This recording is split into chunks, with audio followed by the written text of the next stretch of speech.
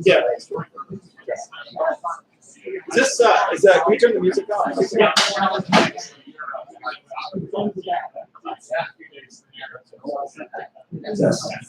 All right.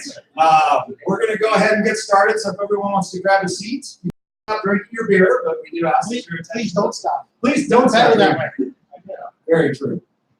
So with this talk, I have the great pleasure of introducing myself and my good friend here, Michael Minella from Pivotal. We'll be talking about breaking into open source. So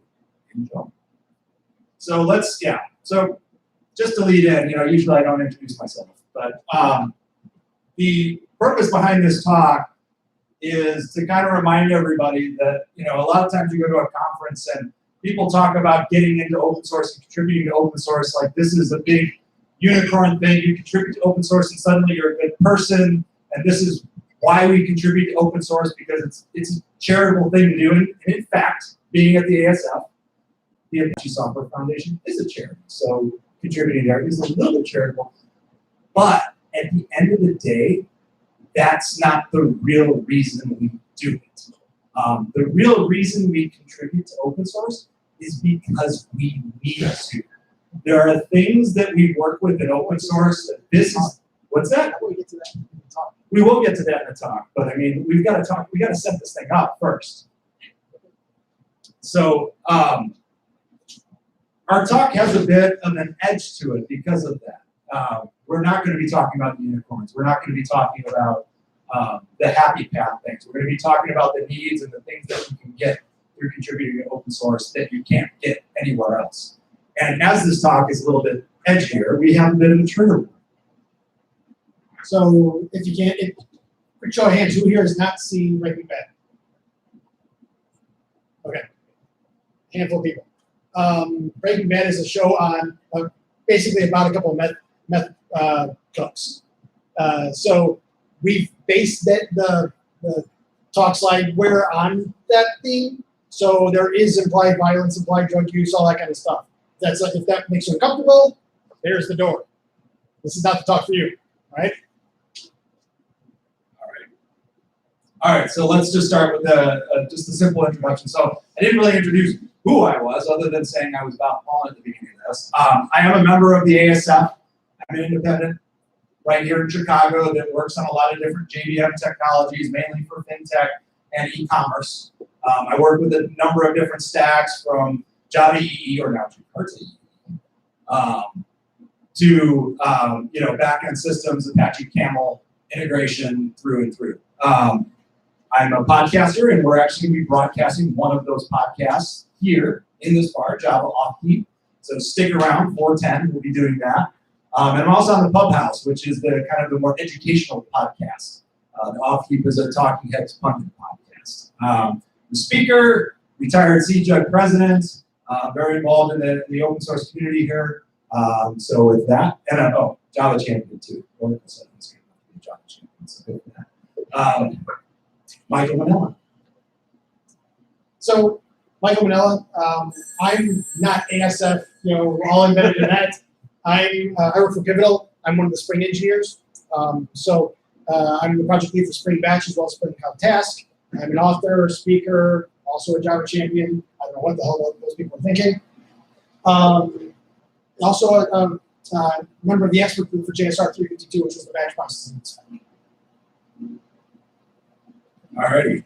So onward, we'll give our contact information. So if you're looking to follow us, if things we're saying makes a lot of sense to you and you want more, that's where you can find more. All right, I think this is you. You like to talk about how software is eating the world. So everybody's heard this quote, right? Software is eating the world. That's what everything's going on. You see about all the different IPOs and whatnot, and it's almost like 2000 again, right? This .com, blowing up of software. But that's not really the case.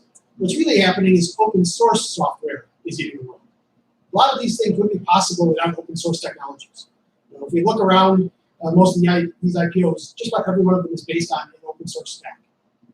They're just providing business value with that open source. We're going to hear lots of talks throughout these next 2 days on various open source projects that are contributing business value to all these different countries, or companies. We just heard one about how Apache Pulsar is making an impact at United. I'm sure we could go around the room and name off different open source projects everyone here is using. So it's really open source software is where that big boom is happening. All right, so to start with, let's define what is open source so that we know exactly what we're talking about. Michael and I come from kind of different angles to the open source thing, if you will. So we're going to talk about that as we go through our talk, but let's first talk about how we define open source. And much of this is taken from, what's this? This is the Open source Open Source Foundation. Yeah, what's the open source? The OSI definition of open source. So why don't we start off on so the very first thing, and this is probably the most obvious to all of us, is free distribution of the software. So there's nothing that you can do that puts any restriction on how you distribute the software. It should all be free and clear. You have to be able to distribute the source code. So there's no, delivering binaries and keeping the source code. There's also no obfuscation of the source code. So you can't deliver the source code in an obfuscated way. It has to be, this is the stuff you compile it with. There's no secrets or hiding anything within there. This is how you actually write the software. I should be able to take those things that are open and unobfuscated to me and derive other works from them. So I shouldn't only be able to use the software unmodified. And this is where a lot of, the earlier licenses ran into problems. They didn't extend all of this to modifying. The Apache license is one of them that allows derived works. It's just how you can deal with that afterwards. Integrity of the author's source code. So with these derived works, you still have to maintain what the original author did. So, for example, if I'm consuming some software project as an open source project, even if I derive things from it, I still need to be able to provide the source from the original author's work. So we're not allowed to discriminate against groups that use the software or persons that use the software. Now, this is a very interesting one as of late because of the changes that a lot of open source companies are putting in their licenses to deal with Amazon. So one of the things that we've been seeing in licenses recently is, well, it's all open source, but if you're going to be a cloud provider, quote unquote, cloud provider, it's not free to use. One of the reasons that those licenses are not falling under the open source umbrella is because of this clause. And it's there for a reason. You're not allowed to discriminate against big Amazon or mom and pop shops, whoever's going to be using your software. There's also not allowed to discriminate against fields of endeavor. If you've done any research in software licenses, there's some really interesting examples of this. Don't use this technology in a nuclear reactor. You are allowed to use the software if you're being attacked by zombies. Yes. What is it? Well, there's the no evil clause, Yeah, I was right? saying, yes, So that's JSON.org. It has the no evil clauses. yeah. So all of those technically fall against this text, but there's a bit of a gray aspect of how hard this one's enforced. So yes, you heard it here. You can use Apache software for evil. So distribution of the license. The license should also be free to distribute with the software. You can't have any weird restrictions on whether the legal text of the license is protected by some non-disclosure or whatever. All of that needs to be in the free and clear. No fine print. And license can't be specific to a product. So the real thing they're trying to avoid here is an open source license for a piece of the product, and then to get the full thing, you have a much different license. That's really what they're trying to avoid here. So the way they do that is basically the license shouldn't be limited to a single piece of technology. It should be generic to any type of technology, and then you just apply that license to the appropriate things. The Apache software license is an example of that. It doesn't talk about Java or PHP or Python or Hadoop or any of that stuff, right? It's very generic when it comes to what technologies it's specifically licensing. It also can't be restricted to other software. There's a number of open source projects that may be written to say, hey, we didn't write anything for Windows, or we just didn't write this for Linux, but you can't put it in the license that this software may not ever work with Windows. So I mean, there are certain things that even if the community decides not to implement those things, you can't legally enforce that and call it open source. I basically just did this one accidentally on the previous one. Oh, yeah. So licensing being technology neutral, like again, bringing up specific software in the license does not, violates it being considered open source under the OSI definition. And a lot of these, you don't run into them, but every couple of years, something comes up where it starts challenging one of those things, like the Amazon, the anti-Amazon cloud licenses. So even obscure as some of these may sound, the future is kind of interesting that you never know when these things are going to come up and kind of challenge that definition. So I think one of the most important things about open source software is it is more than just code. So we talked a little bit about the license, but there's legal aspects that we've gone through. There is documentation aspects, and a lot of the other talks at this conference are going to be highlighting different ways to contribute and different ways to interact with communities that do not involve just the source code. Communities and open source is really about communities, it's about people, and much of this talk is going to be going through how those things can work for you and make contributing to open source a thing to help you and your career and your companies out, rather than just thinking, hey, I'm donating code to the ASF because it's nice to give to charity. So with that, we have several different types of communities that exist in open source. And we're going to walk through 3 different kinds. And this is one of the places where me and Michael come from kind of different areas.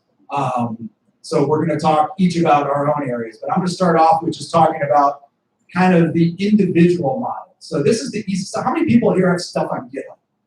Just code just sitting out there on GitHub.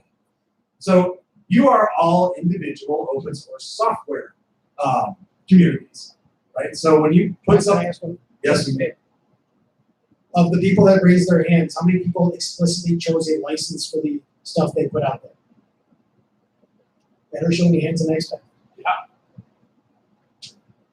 Because one of the things that comes along with running your project as an individual is you are on the hook for all of the things associated with that project, whether it's building the community, dealing with the legal aspects that come along with running an open source project, dealing with having people come into your community and maybe, trying to contribute things that are against what the project is trying to achieve. These are all things that as an individual you have to deal with. And some of it actually is easier being an individual because you don't have to coordinate with other people. You get to be what a lot of people refer to as the benevolent dictator for life, for your project. So you get to make the rules, but you're also the one subject to all the rules. And as a user of open source, there's a lot of risk behind that. If you decide suddenly to go do something else, as many of us do in software, we're all kind of chasing shiny objects a lot of the time. What happens to that code base? What happens to the people that are using that code base? Did they come onto it thinking this was just going to continue forever and ever? Maybe, maybe not. So being an individual and working in this environment is a bit risky. So what started to happen 20 years ago, maybe even a little bit before that, is we started to see foundations pop up.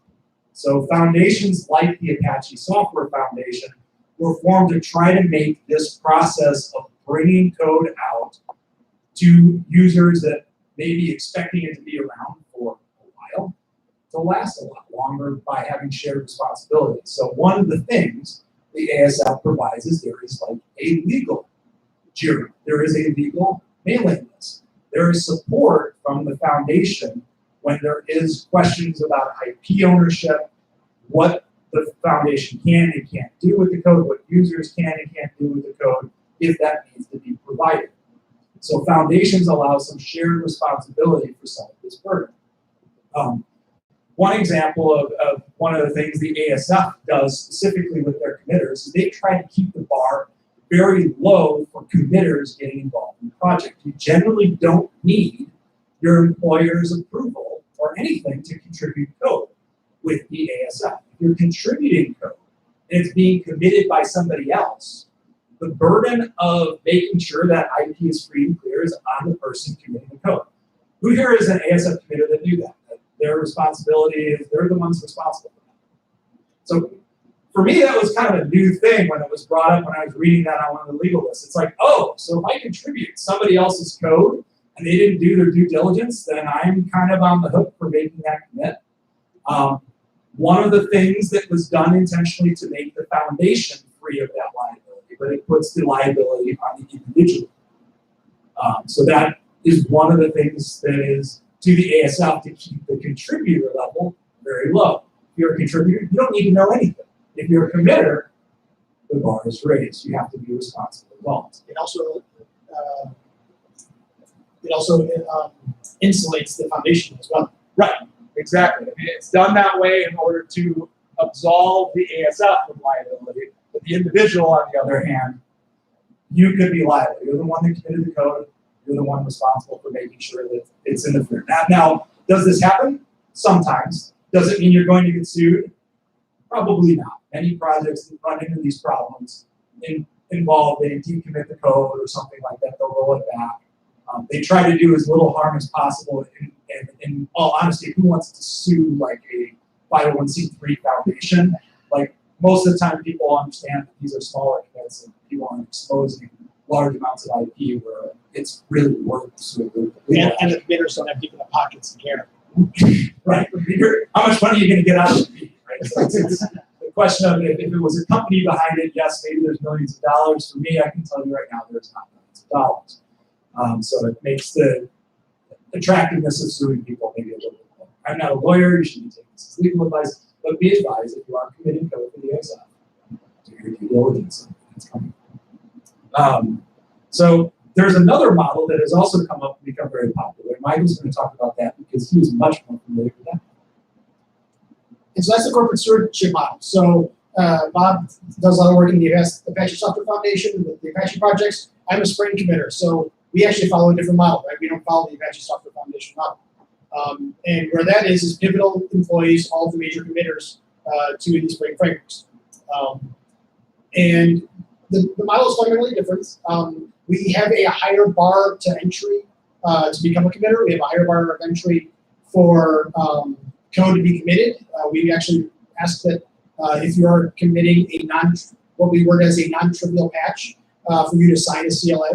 And a lot of times that is going to require your employer's blessing. But what the difference there is I, as an employee, am not taking on that concern or that ownership or that risk. Whereas Bob, being as part of the ASF, he is. Instead, it's my employer taking that on. Also, if I get hit by a bus or if I decide to commit to the company, somebody else is going to get filled in that spot. The project's going to live on way beyond me. Whereas in a more ASF style situation, they do the best they can to maintain that continuity, but there's nothing in a foundational corporate governance model perspective that is going to guarantee continuity as the turnover of leadership happens. So it's something you have to weigh, right? These are these three different models of communities and really leadership, really.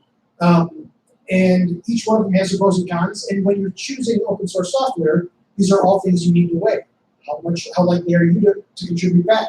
How big of a deal it would be for your employer to let you do that? Do you want to gain a leadership position on this project? What is if the main person behind it is hit by a bus? What happens to me then? All those kinds of things are things you have to weigh when you're looking at an open source project that's run by one of these two models. All right, so we've gone through the different models of contributing. So let's get to the real meat of this, is why contribute to open source. So there's a number of different reasons, and again, we're starting with the selfish stuff, right? Not about the feel-good stuff. about the things that are actually going to do good things for you in your career. So the first thing we're going to address is your company's benefits, because a lot of times we live in kind of a captive audience of people we're working for. Not all of us are independent. So we have to sell this thing to our company and say why this is important. So for companies, maintenance reduction is probably the first thing that I've always started with. So with that, if I am contributing to an open source project, and we are very actively using, say, a framework within the open source community, and we are finding problems with it, bugs, or things that we'd like to do with it that maybe are extensions of it, if we're able to contribute those things back to the community, those things get maintained by other people going forward. It means we don't have to maintain a fork internally of those features. So if they're not critical IP that we're saying are differentiators of us as a company, there is a cost benefit for me putting that out for other people to see and other people to help maintain. I essentially get additional workers to help me with my source code. Influence is the next thing on the list. So when we think about, a company investing in a piece of software, whether it be open source or even proprietary, if they're going to put a lot of their business future on that stack, they want to have some type of stake in the game, right? They want to have some way of influencing the long-term direction of that, whether it be contractually with proprietary software, but a much better options with open source software where you can actually contribute back. So instead of begging, some vendor, will you please implement this function for me? I realize it may or may not be your top priority, but please do it because we need it. Well, in the open source world, you can just fork the repository, write the code, and submit a PR. You get to influence that stuff. And a lot of these situations, your company may need something that isn't the top priority for the current maintainers of the project. By contributing back, you get to influence that. You get to say, well, I've already done the work. Just are you willing to accept the commit? And 9 times out of 10, if you've already done the work, they're probably going to be at least amenable to talking about it. Yep. And finally, recruiting. It's one of those things that is kind of a dirty word for you if you're a developer. However, talking about it from the company's perspective in recruiting, we'll talk about the individual recruiting aspects later, but being involved and people knowing your company is involved in open source can be a great pitch to development talent, because developers then know that the code that they're writing is going to be viewable by the rest of the world. They're going to be able to kind of show off their skills a bit. Recruiting means opening up the talent pool. If you see that commits on a certain project are coming from a certain company, it is a way to broadcast that your company is using that technology, and people that like using that technology may be drawn from your company. It's free advertising. There are folks in the ASF that use their company emails for their commits, and on those commits, people see those company names coming across. It is a branding opportunity to some of the best talent in the world to be putting those commits into open source. Which brings us to individual benefits. So those are the reasons for a company you want to be involved, but let's not kid ourselves, like companies don't write code, people do. So why do we as developers want to get involved? And frankly, the first thing I think of is street cred. The ability to walk into any one of these conferences, to walk into any meeting, and say, I'm a committer on Spring Batch, I'm a PMC on Apache Felix, I'm a committer on this project or that project. There's street cred for that. I've had people whip out their phones and Google me when I walk into a room. It's like, you don't understand how big of a deal it is to walk into a room and be like, you're the guy, you're the girl that is writing that code. People's eyes open up. They really pay attention to what you say. That street cred cannot be underestimated. Another example of that is, except for my current position right now, where I was interviewing to take over the Spring Batch project, I haven't had a technical interview since I got involved in open source. They've all been like, if I really want to know your tech opinions, I'll read your books or look at your code online. I mean, it simplifies that whole process. Yeah. The second piece, it's kind of counterintuitive because you don't always see it. Because a lot of times when we write code for an open source project to be submitted, that PR doesn't automatically just get merged in and committed to the repository, right? Often it comes back with feedback. So somebody took the time to write things about why my code is shit to me. There's a spin on that, though. So what that is that can be taken as criticism, which a lot of us don't like being criticized. It's also mentorship. The way I look at feedback is a gift in most cases.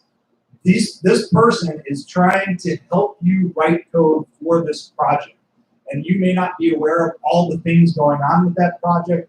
You may not be aware of the styles. You may not be aware of maybe things in your code that you didn't realize that you wrote that, hey, this is actually an inefficient way to write this. You could write this more efficiently. You can learn things from these interactions with open source. So a lot of the downsides of open source come out of, hey, I'm trying to get this committed in, this person is fighting me on this because they're a terrible person. That does happen every once in a while. Those are the things that get a lot of publicity. But what gets understated is the amount of time that feedback is genuine and coming from a good place where somebody's trying to make you a better developer, or maybe is trying to provide coaching to you that is going to help you down the line. I cannot count the number of times where I've submitted PRs and I've gotten feedback that said, yep, this is a good idea, this is good, but can you do this, this, and this to make it better? We tried this, and those conversations help build those personal relationships with those communities, personal relationships with the people on the projects, and exposes you to some mentorship opportunities that you would not otherwise have in the companies. A lot of us, we get to a point in our companies where there's not a lot of criticism of our work anymore. Being involved in open source can give you those mentorship opportunities where people are maybe the top person in that field, or they've been working on a very narrow range of problems for a very long time, and there's coaching you can get that you can't get anywhere else in the world.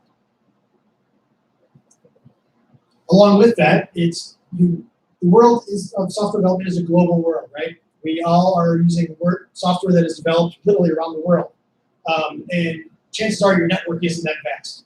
If you aren't contributing open source, your network is probably as big as your city at best. For the most part, you might meet the occasional one or two people at a conference if you go to conferences. Whereas with open source, you're getting feedback and interactions with people literally around the world. And that isn't just from a conversation, that kind of thing. It also opens opportunities around the world. If you're interested in speaking, there's a lot of international conferences. You can't get into those conferences unless you're known. How do you become known? By contributing to people that are working on these projects around the world. All of that networking that happens on mailing lists and on GitHub issues, pull requests and whatnot, you build a rapport with these people. And it's actually really cool to see that rapport that you build, because you'll be working on a project on a problem, going back and forth with somebody potentially for weeks, maybe months, and then it'll get committed. You'll go to a conference 6 months later, and you'll see the person you've been working with, for the first time in person, and it's like seeing a new friend for the first time. Like it's this completely cool thing. You hug each other and stuff. The person, somebody you just met, but you've been through hell and back on an issue with online. There's no other way to get that kind of networking outside of open source somewhere. All right, so hopefully we've given you some incentive of why this is personally beneficial to you, why this is beneficial to your companies. So the next logical thing is, okay, what do I need to do to get started in this? And first choice is to figure out, where do I want to be spending my time? So trying to decide on a project, there's a couple different ways to do it. Me and Michael actually kind of differ on this. My take on it is I usually try to pick a project that's safe, that I know about, that maybe I've been working with in my company already, and just start going out to the Jira list and just saying, okay, what's available here? And that is one way to pick a company, picking a project where it's kind of a settled community to start with, much more controlled environment maybe. But I'll let Michael explain. I think he's got a little different perspective than this. Yeah, I'm fine with so pick your pain points is my thing.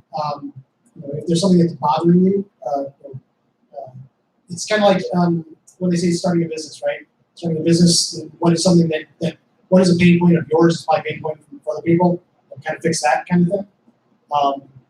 I also we'll get to actually that in the next slide. But yeah, for me, the big thing is about fix what hurts you, because you're probably not alone. We've obviously been closer over the years in our definition of what to do with projects. So what to contribute? So as it turns out, there's a lot more than just code to these projects that we've talked about. Again, there's a number of other talks in this conference that are going to be talking about non-code contributions. So one of the first things that should be obvious, but is not always obvious, because as developers we like to think about that, is the content, the things on the website, the tutorial examples, blog posts, things that are written in books, things that are written or maybe even podcasted about. Content is king in advocating for your project and getting these projects out here, and being a beginner and new contributor, you have brand new eyes looking at this, and that is super valuable to the folks that have been working on these frameworks for years and no longer know what's important. This is actually how I got into open source. I started using Spring Batch at a company here in Chicago. I thought it was interesting, so I wrote a book on it. I wanted to write a book, so there wasn't a book out there, so I wrote a book on it. And that's opened up the world to me with regards to speaking and meeting the appropriate people that were running the project at the time, and eventually getting hired onto it in Spring Batch. Next way, though, you can contribute though is via support. Stack Overflow, the questions don't answer themselves. And the ability for the community to go in and answer those questions and help out the underlying communities, the teams that run those software projects is invaluable. Whether it be directly via something like Stack Overflow, or there's a bunch of different Slack and Gitter and all those different IM-based options. Providing support within the community is a huge help, because the teams that write this open source software, let's be honest, they don't scale. It's usually a pretty small team, and in a lot of cases, especially on like the Apache side of things, it's volunteer work. This is all after hours, after the kids go to bed kind of thing. So being able to provide that kind of support to the community is a huge help to all of us. Yeah. And to be fair, some people are paid for their Apache work, but it does come through as an individual. One of the things of the ASF is everything that you do through Apache is done as an individual rather than for your company, whether you get paid for that work or not. So there are, now that this kind of the economics are evolving, that there are a lot of folks that actually get paid to write open source software, even within Apache, outside of a corporate governance. And the last and most obvious thing is probably you can write code. Now, the less obvious thing is, well, there's lots of different types of code you can write. You can write tutorial-based code, just showing examples of usage. There's test coverage, which some projects do better than others. Contributing test coverage is contribution and counts all the same as writing code in an Apache project. And then finally, actual mainline code that is within the library or framework or whatever that is being implemented. So how do you get started in this whole thing? So you understand why to do it. You understand vaguely what you may or may not want to do. So what's the actual mechanism for doing this? Step one is communication. So in a distributed environment of any kind, communication is key, and typically over-communication is key.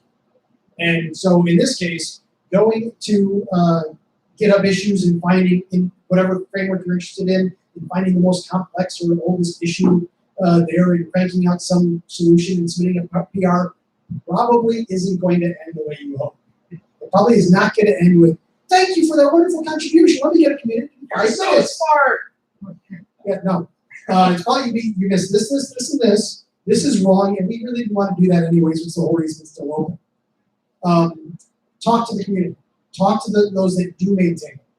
If you are interested in an issue, ask. I'm interested in this issue. This is what I'm thinking about. Am I on the right path? And the community should, a responsible a well-run project, they'll respond back and you can iterate before actually spending the time to write that code. Yeah, and within Apache, a lot of that just involves, the first step is always joining the mailing list. Whether that's the dev mailing list or a user's mailing list, depending on what type of contribution. Those things are open. You don't need to submit or sign anything to join those. It just starts getting you integrated, and it allows you to see what's important to the community. Because you'll see what people are talking about. You'll see what's important. You'll see what's actively being worked versus something that maybe, hey, there's a jury out there for it, but nobody's looking at it, to decide what you want to do. The next step is creating a patch. And as Michael alluded to earlier, creating a patch with 16 to 30 open files and 3,000 lines of code is probably not the best starting point for somebody in these communities. They don't know you yet. So being able to introduce and say, hey, on the list, I'm looking at working on X. Do you think it's a good idea? Whether you think you probably think it's a good idea, whether everybody else does or not, maybe a different story. But starting that conversation before offering the contribution can help. Once you offer the contribution, starting in small steps and small PRs is going to help you have a higher likelihood of getting that PR integrated into the system that you're trying to contribute to. And here's the funny thing, and the trick to this is breaking your contribution. You may have this big idea in your head, but if you can break that down into small parts and contribute small parts frequently, you are more likely to become a committer on that project, because small, frequent commits are exactly what the PMCs and the committers are looking for you to do to say this person is committed to this project. So dumping a big thing, even though it's all in your head at once and you want to get it out, may seem like a good idea. Breaking it up into small, digestible pieces for the group can get you the status you want, and it can get you more authority within the program, within Apache quicker than trying to do a big bang implementation. Once you submit that PR or patch, next step is feedback. And Bob talked quite a bit about this earlier on. But just as an example of this, every time I interview somebody that's interested in joining the Spring team, I tell them that we're nice to each other, we're mean to each other's code. And that's really how this is any feedback you receive is not meant to be personal. Let's back to ourselves. And if you're just getting started, I don't know you. I can't be personally trying to offend you because I don't know you. It literally is. I don't want my project to be the best it can be, and by providing this feedback, that is what I feel the code needs to make that happen. Now, it is a bi-directional street. There's nothing wrong with you coming back and be like, well, what about this? What about this? It is communication has to go in both directions. But being open to that feedback and not assuming that the person providing it is saying you're a bad developer. That probably is not the case. Speaking of which, a brief word on etiquette in working with open source communities. There's a few different things that may not be intuitive when you're sending some of those first communications to a list that you should do in talking. Again, remembering the folks do not know you, but also remember that you're potentially dealing with an international audience. So your puns and your kind of catchphrases and things that you think of may be taken in a very different context with people in different parts of the world. So it's best, even though you may want to try to be entertaining, to leave those things out. In leaving those things out, people may not be interested in your entire life story in the very first message that you send to a board. Keeping things very short and concise, if you can use one sentence to say what you might say in 3 sentences, do the 1 sentence, because the amount of eyeballs on that message could be 30, it could be 200. And the folks that are very focused on your project, they will read it. And if it's your life story, they may not read another email from you again. They may put you on some sort of a filter. So being short, concise, aware of cultural norms that may exist in your culture that may not exist in others, and just getting straight to the point is what you want to do in working with these communities. So what can happen, if you do contribute to open source? So a lot of this is then about outcomes. And for myself personally, I got involved in open source probably about 6 or 7 years ago within the ASF, within committing and getting involved. And I did it with a buddy of mine. And from going from contributing just a little bit, it becomes one of those things that you can kind of get hooked on. And the more you do, the more you learn about the projects that you're working on, and the more valuable you can become to companies that are looking for that skill set. So if there's a framework out there for a company that you want to work for, one of the best things you can do is work on that project and become an expert at that project through working with the community. For myself, there have been gigs that I've landed because I am a committer on Felix or a PMC on Tika, where these projects are using those technologies and they know that they can work with me to get things done within that community and work with me to get things done on their projects that may be difficult for them to find. I've been an independent consultant now for 7 years. I get to kind of write my own terms, work my own projects. It's been very exciting. And a lot of that has been enabled because of the things we've talked about working in open source and being able to raise my visibility up to a point where folks and hire me to work on these problems that I want to be working on to begin with. I do have a bit of a call to action for this group, which is the software industry in general, but even more so the open source software community has a diversity problem. Where it's basically a bunch of white guys. There's no non-PC way to put this. So if you don't fall into that category, I highly encourage you to get involved. I encourage everybody to get involved, but even more so, there are plenty of people that are interested in helping you and guiding you through everything we talked about here. The more diverse teams that are involved in all these software projects, the better the outcomes, just by and large. And so anything we can do to help that, please don't be shy. Come up. We'll be here the rest of the day. I think I'll see you tomorrow. I'll be here tomorrow. So please don't be shy and come up. Anybody, if you have any questions about any of this stuff. With that, Questions? So, different governance model. What would you consider something like the Linux Foundation? Is that still more of a foundation model, or is that sort of a corporate governance? Or do you want me? Well, I mean, there's shades of gray, right? So the Eclipse Foundation is also similar to the Linux Foundation in where the entities contributing are corporate entities rather than individuals. So there is a spectrum. You may fall into the in-between. I would put them as in-between. Apache being individual driven, I think, is on one end of the spectrum. The corporate governance being run by a single company is on one end of the spectrum, and then there's other stuff in between. You could even argue that specifically the Linux Foundation is a blend of all three, given the benevolent dictator status of granted he's not currently the benevolent dictator, but Linus Torvalds obviously has basically run the kernel since day one. So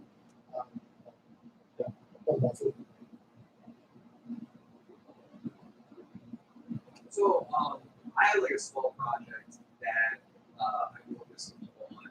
They're all employed, and we want to open source it, and I want them to be able to contribute to it, but still keep their employment. How do you find I just learned about the CLM license agreement. How do you find employers are they receptive to that? Like if the 6 people that I work with all go to their employers, do you think all 6 are going to get the thumbs up about being a contributor? It's a bit of a process. At least this is my experience. It's a process. It's walking companies through these things, and I've worked with a wide range of companies, and some of them are flat out, nope, ain't happening. Talk to you later. All the way to we walk them through all these things, and now they are. It really is getting them to realize the benefits. One added caveat to that is if your project specifically has nothing to do with the business domain, probably a little easier to get through that process, but that's just been my experience. Yeah. I mean, the only other thing that I know that helps facilitate that process, because I think Michael's response is perfect on the why with the company, but the Apache Software Foundation has an incubation process that for new projects to go through to kind of learn the ropes of what that might be, expanding your community beyond just the folks maybe that created the software. That's one place that a lot of open source companies kind of get their toe in the water before graduating to a top level project and having all of the kind of the constraints of an Apache project. I'm embarrassed to have to ask this. I'm going to ask you to do this. Who owns the IP in Apache? In Apache, is it the Apache Software Foundation or is it the leads? How does that function? Well, with IP, you got trademark and you got copyright, so you have to break it down, and the license actually covers. Yeah, or patent. So I mean, all of those things come in and cover over the license. Now, in the ASF license, I believe you end up donating copyright and patent to the foundation. Okay, so And that, but that's, if you're going to check me on that, it is actually explicitly stated in the license how that piece works. So you know, different licenses have different models for that. I know the license does the grant. I didn't think the license just gave ownership. Yeah, you might be out of my scope as far as with like, if anybody else knows explicitly or they're a lawyer. There's a mailing list. Yeah, we can put it up. That's the mailing list. I don't know off the top of my head. I have a thought on it, but I'd rather not state it if I don't know it exactly. Yep.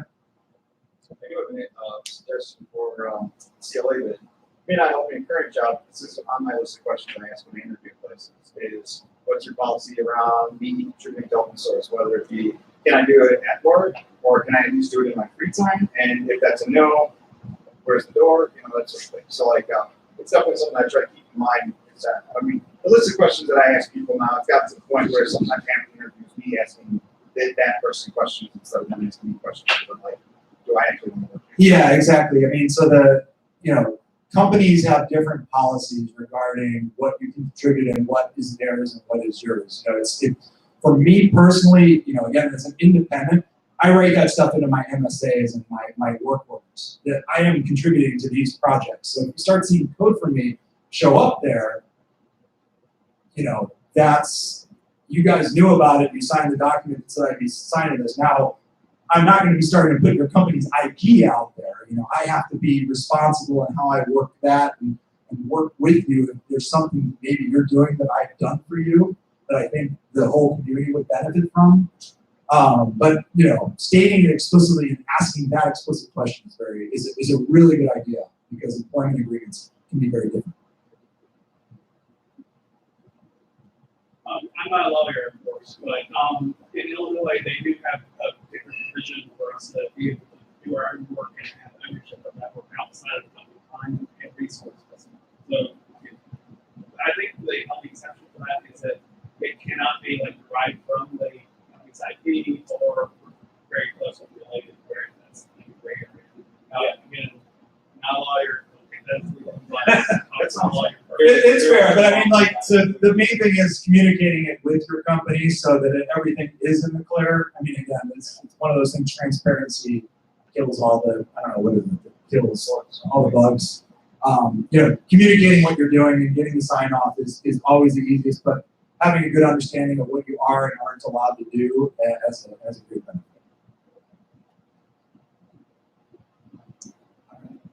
Thanks, everybody. Yeah, thank you.